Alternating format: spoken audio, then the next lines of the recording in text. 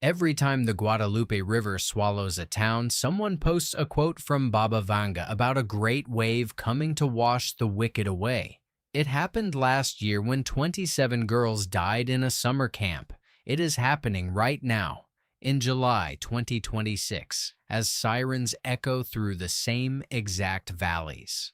But I have spent 22 years digging through archives, tracking down primary sources, and here is what nobody wants to admit. She never wrote that down. Not a single word of it.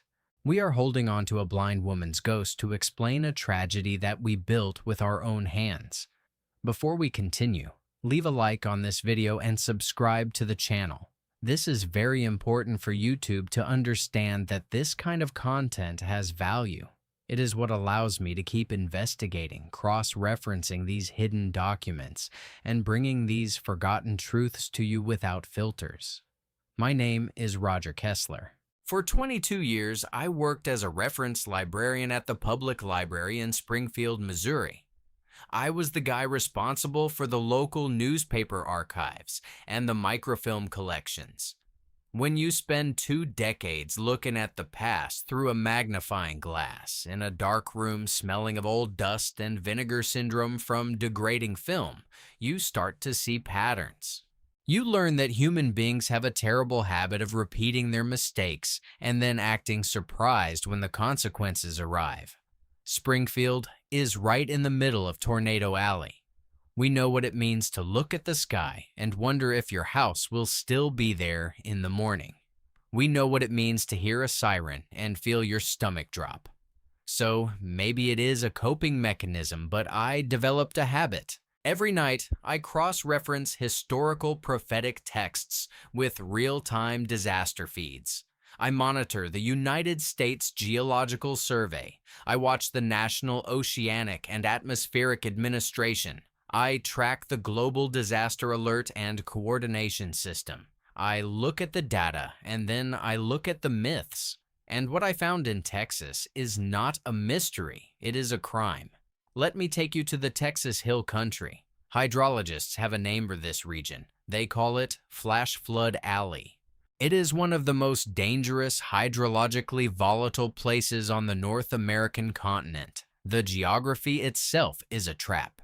You have very thin soil sitting on top of hard, impermeable limestone rock.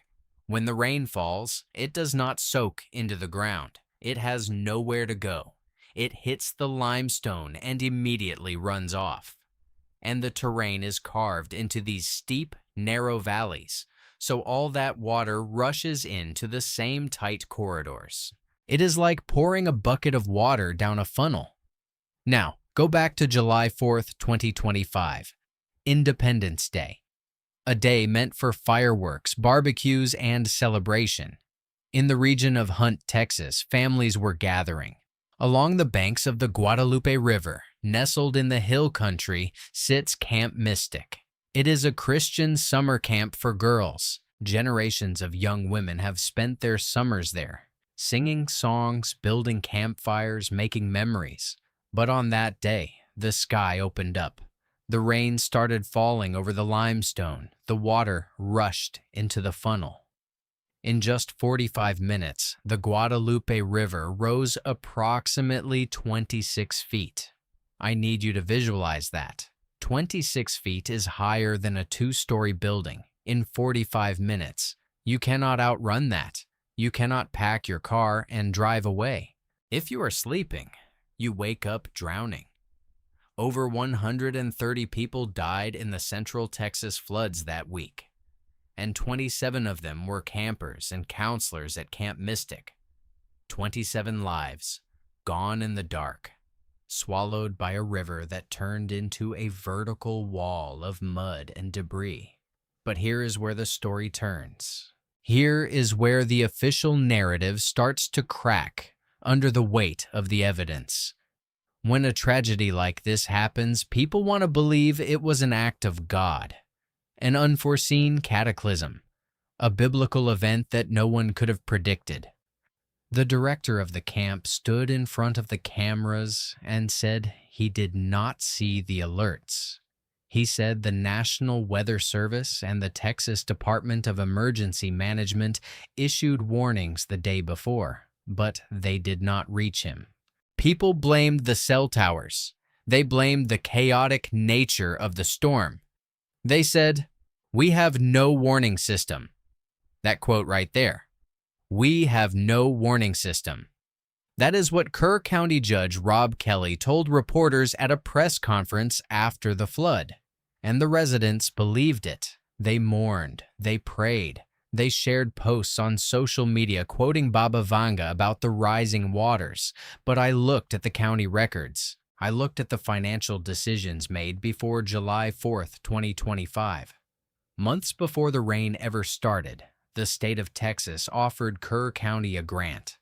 It was a $50,000 grant meant to help fund a $1 million early warning system, a dedicated network of sensors and sirens designed specifically for Flash Flood Alley.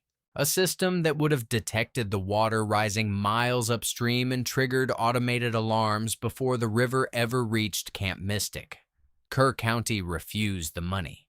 They looked at the proposal, they looked at the cost, and they decided it was not a priority. They voted it down. They chose to rely on the existing patched-together network of cell phone alerts that they already knew were unreliable in the rural valleys. They did not have no warning system because God denied them one. They had no warning system because they refused to pay for it. Let me explain how this kind of historical suppression actually works, because it is not some grand conspiracy orchestrated in a smoky room. It is much more mundane, and that is what makes it so dangerous. As a librarian, my job was to trace the lineage of a claim. You do not just accept a quote on Wikipedia, you go back to the source. You follow the ink. The people who quote Baba Vanga today are doing the exact same thing that European publishers did with Nostradamus in the 16th century. Nostradamus wrote his prophecies in 4-line poems called quatrains. They were incredibly vague, but every time a king died or a plague swept through a city, opportunistic printers in Paris and Lyon would quickly print new editions of his almanacs. They would alter a word here, change a date there, and suddenly it looked like Nostradamus had perfectly predicted the event. It was a business. They sold comfort to terrified people. They sold the illusion that the universe was ordered, that someone was in control, even if that someone was a dead astrologer. The industry of prophecy is built entirely on the fear of chaos. When I first started looking into the Texas Hill Country floods, I spent 3 weeks sitting in the basement of the Springfield Library. The air down there always smells faintly of ozone and degrading paper. I was scrolling through reels of microfilm from the late 1980s and early 90s. I was specifically looking for the moment when Baba Vanga's name started being associated with water disasters in the West. I found a copy of a Russian newspaper from 1991. It contained an interview with Krasimira Stoyanova, Vanga's niece. The paper was brittle, yellowed at the edges, the kind that crumbles if you turn the page too fast. But the text was clear. The interviewer asked Stoyanova about the catastrophic predictions, the earthquakes, the floods. Stoyanova laughed. It was printed right there on the page. She laughed. She said that people from all over Eastern Europe would travel to Vanga's house in Petric, Bulgaria. They would wait in line for days in the freezing cold or blistering heat. They were not governments looking for military intelligence. They were not scientists looking for tectonic forecasts. They were mothers whose sons had gone missing in the war. They were farmers whose crops were dying. They were people with terminal illnesses looking for a miracle cure. Vanga would hold a sugar cube that the visitor had slept on, and she would tell them personal, intimate details about their lives. She functioned as a collective therapist for a traumatized region. But the vast majority of the apocalyptic quotes attributed to her were fabricated by Russian tabloids in the years after her death to sell newspapers. They took the image of a mystical blind woman and weaponized it for profit. So, when someone on the internet today types out a quote about a great wave washing away the wicked and slaps Baba Vanga's name on it, they are not sharing a prophecy. They are participating in a multi-decade game of historical telephone, a game designed to distract us from the very real, very physical dangers that are right outside our windows. Because of that decision, 27 girls did not hear a siren. Because of that decision, the river took them while they slept, and the people of the hill country spent a year mourning, pointing fingers at the sky and promising themselves that they would never let it happen again. But human memory is shockingly short, and water always finds its way back. Fast forward to right now. Today, July 17th, 2026.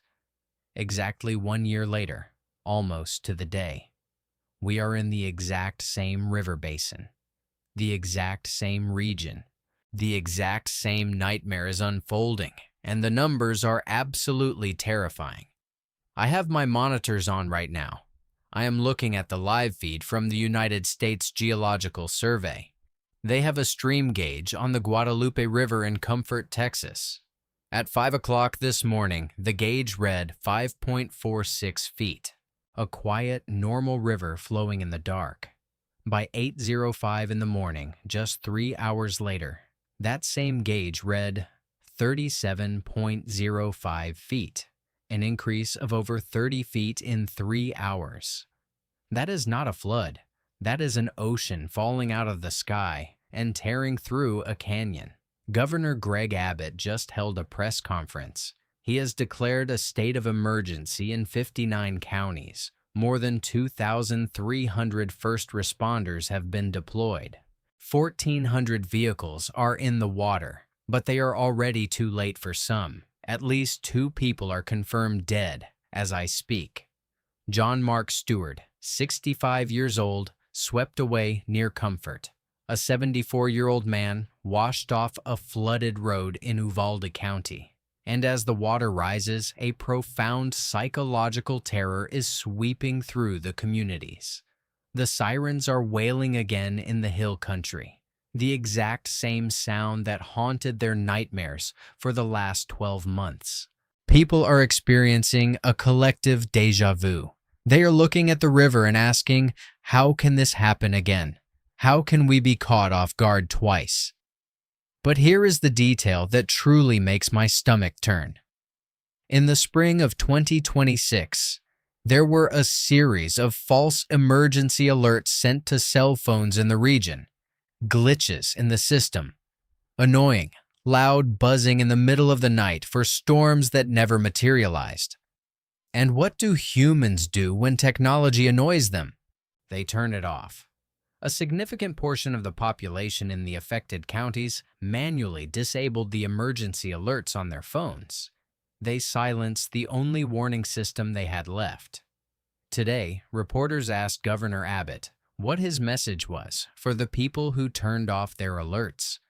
You could see the horror in the eyes of the residents, the chilling realization, I did the exact same thing the victims did. I chose silence over safety.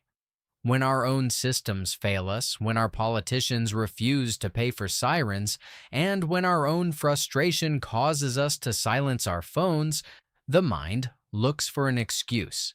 We cannot handle the guilt of our own negligence, so we look for a larger narrative. We look for destiny. We look for a prophecy. And right on cue, like clockwork, the internet forums and social media feeds are flooded with her name. Baba Vanga, the blind Bulgarian mystic, the so-called Nostradamus of the Balkans. Every time a disaster strikes, a quote supposedly uttered by her goes viral. A vague warning about water rising, a great wave washing over the land, a punishment for the wicked. People read these posts, and they feel a strange sense of comfort. They think, if a blind woman saw this decades ago, then it was meant to happen. It is fate. There is nothing we could have done. But I am a researcher. I do not deal in viral screenshots. I deal in primary sources, and when you trace the quotes about Baba Vanga back to their origin, you find a reality that is far more disturbing than any prophecy. Let me introduce you to Krasimira Stoyanova. She is Baba Vanga's niece. She is the closest thing to an official guardian of Vanga's documented legacy. In 1989, she wrote a book called Vanga, the Whole Truth. It was published in multiple editions in Russia in the early 90s. I read the translations. I looked for the apocalyptic warnings. I looked for the great floods. Do you know what Stoyanova revealed? Baba Vanga almost never gave global prophecies. She did not speak about great waves or tectonic shifts or the end of the world. Her daily life was spent giving personal health advice to desperate people who came to her door. She told them what herbs to boil. She told them where to find missing relatives. And here is the absolute most important fact, confirmed by her own niece. Baba Vanga never wrote down a single prophecy. She was blind. She was largely illiterate. She did not keep journals. She did not write books. And when you understand that the prophecy is an illusion, you are forced to look at the physical reality of the earth beneath our feet. And the physical reality of Texas is terrifying enough without any supernatural help. Let me break down the hydrology of Flash Flood Alley, because you need to understand the mechanics of this disaster to understand the scale of the negligence. The Edwards Plateau, which makes up a large portion of the hill country, is essentially a massive block of karst limestone. Millions of years of geological pressure have compressed this rock until it is almost as impermeable as a city parking lot. On top of this limestone, the soil is incredibly thin. In some places, it is just a few inches deep before you hit solid rock. When a typical rainstorm hits a forest or a grassy plain in the Midwest, the deep soil acts like a sponge. It absorbs the water slowly, holding it in the roots, letting it trickle down into aquifers over days or weeks. But in the hill country, there is no sponge. When a heavy storm system stalls over the region, the rain hits the thin soil, immediately saturates it, and then hits the limestone. It bounces off. It has nowhere to go but downhill. And the geography of the hill country is defined by thousands of steep V-shaped valleys and canyons that all feed into the same river basins, like the Guadalupe, the Blanco, and the Llano. So picture this. A storm drops 10 inches of rain in a few hours over a massive geographical area. Every single drop of that water slides off the limestone, rushes down the sides of the canyons, and funnels into the main river channel at exactly the same time. The river does not just rise. It acts like a fire hose turning on inside a narrow hallway. This is the exact mechanical reality of what happened at Camp Mystic in July 2025. The camp sits on the banks of the Guadalupe River, surrounded by beautiful, towering cypress trees. It is picturesque. It is a postcard of Texas summer, but it is located precisely in the choke point of one of those limestone funnels. When the water came down that night, it was carrying the force of millions of gallons of runoff from miles upstream. It uprooted trees that had stood for a century. It picked up cars and crushed them against bridge pillars like soda cans. The victims did not drown in calm, rising water. They were hit by a moving wall of mud, boulders, and pulverized wood traveling at the speed of a freight train. And the most heartbreaking part?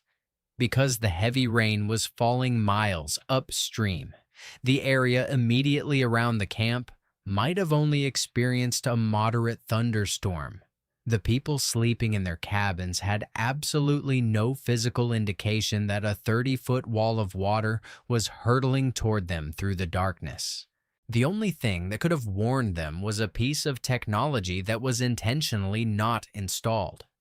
every single viral quote you see online today about Baba Vanga predicting the Texas floods, or the 2004 tsunami, or any other global catastrophe was written by someone else. And if you look closely at the timestamp of those viral posts, you will notice a glaring pattern. They only ever appear after the disaster has already happened, never before. It is a well-documented psychological phenomenon. We saw it after the Indian Ocean tsunami in 2004. The day after the waves hit, the internet was suddenly full of quotes claiming Vanga had foreseen a great wave washing away people in towns. But not a single one of those posts existed on December 25th. They only manifested when the world needed a supernatural explanation for a terrifying reality. Even the scientific studies conducted on her during the Cold War tell a complex story. Georgi Lozanov, a Bulgarian psychiatrist who founded the Institute of Suggestology, ran a state-sponsored study on Vanga in the 1960s and 70s. He claimed she had an accuracy rate of between 70 and 85%. But if you look at the archives, his data was heavily focused on her ability to diagnose diseases and locate missing relatives in local villages. And even his numbers have been heavily contested by modern researchers due to a complete lack of independent documentation. But here is why this matters today, right now, as the Guadalupe River continues to rise. When we give credit to a fabricated prophecy, we are giving a free pass to the people who actually had the power to save lives. If the flood was written in the stars by a blind mystic 50 years ago, then no politician is at fault. No county judge is to blame for refusing a grant. No emergency management director is responsible for a failed cell phone alert. But the truth is documented, and it has nothing to do with mysticism. The American Geophysical Union, one of the most respected scientific organizations in the world, published an analysis of the Texas Hill Country floods. Their findings were devastating in their clarity. They proved with hard data that strategic river sensors placed further upstream could have anticipated the disaster at Camp Mystic in 2025. The technology existed, the sensors were available, the data models were accurate. They did not need a prophecy. They needed a machine that cost a fraction of a county budget. After the 2025 tragedy, under immense public pressure, Camp Mystic and the Upper Guadalupe River Authority finally installed a new warning system and water detection towers. But the surrounding counties? Many of them remained vulnerable. And today, we are watching the exact same tragedy unfold on our screens in real time because we prefer to share spooky quotes on social media rather than hold our local governments accountable for infrastructure. Before we get to the final verdict on what this all means for the future, I want to take a moment. Investigating these events, tracking down Russian translations of 1990 books, cross-referencing live USGS hydrological data while the disaster is actively happening. This takes days of relentless research. If you value this kind of raw, unfiltered truth, if you think it is important to expose the real reasons behind these tragedies instead of falling for viral myths, consider using the Super Thanks button below. It is not just a donation, it is a statement.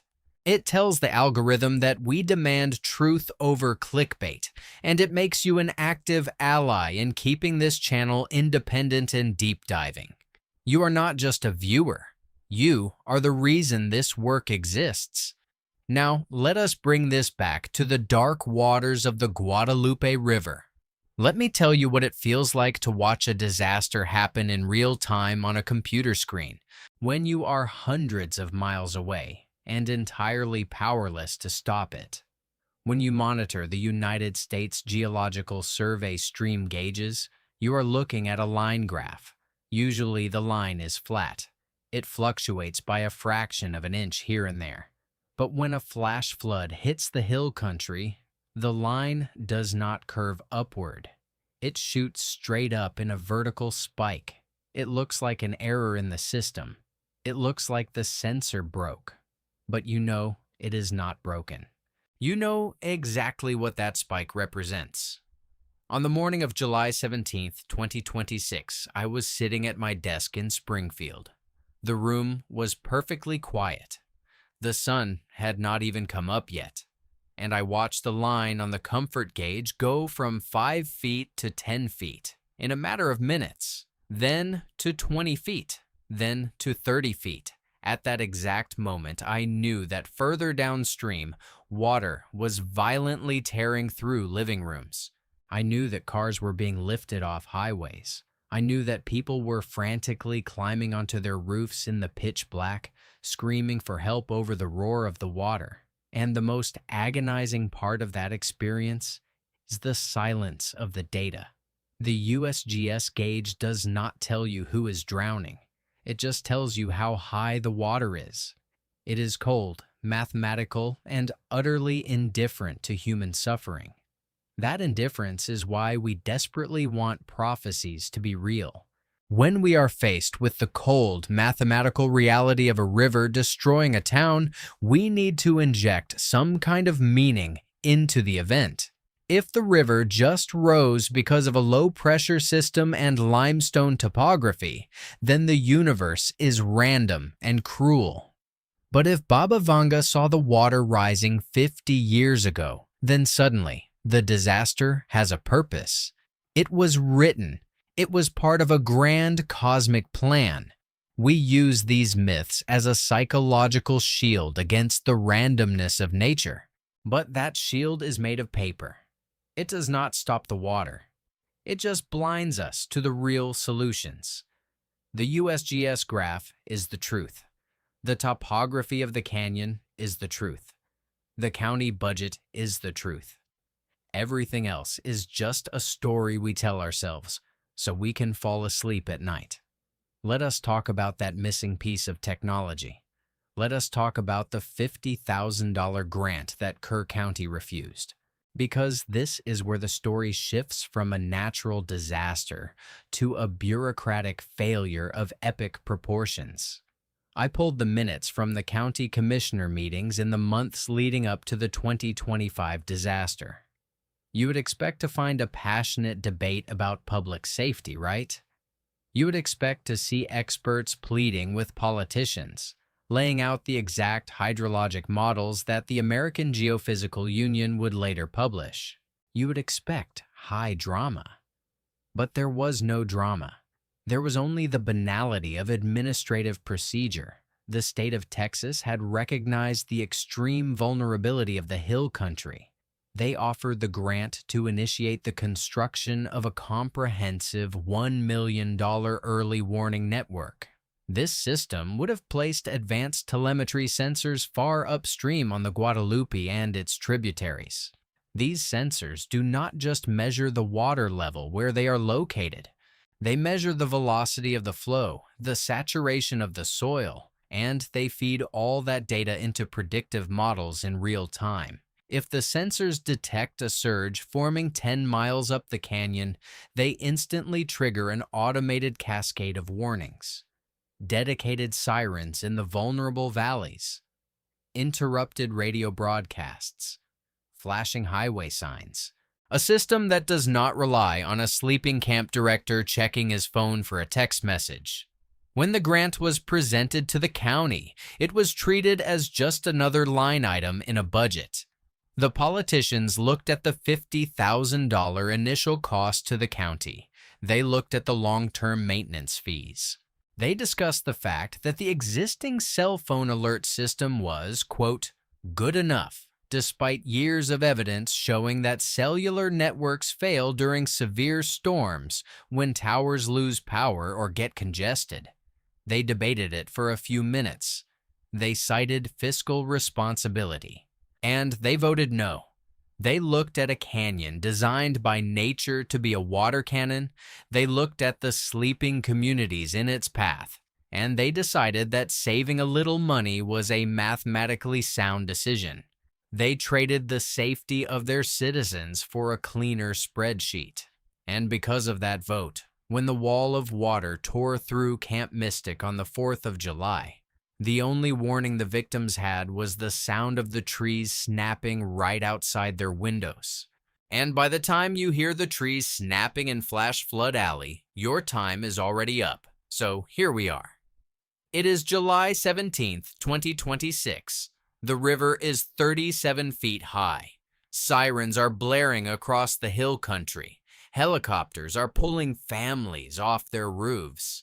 The tragedy is happening exactly as it happened 1 year ago, and tomorrow I guarantee you the internet will be full of people quoting Baba Vanga again.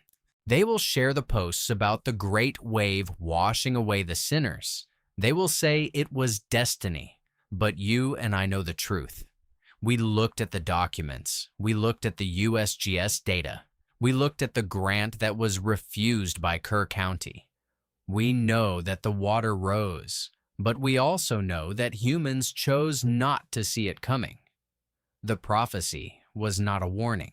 It was a coping mechanism for our own negligence. We do not need a blind mystic from 50 years ago to tell us that water is dangerous.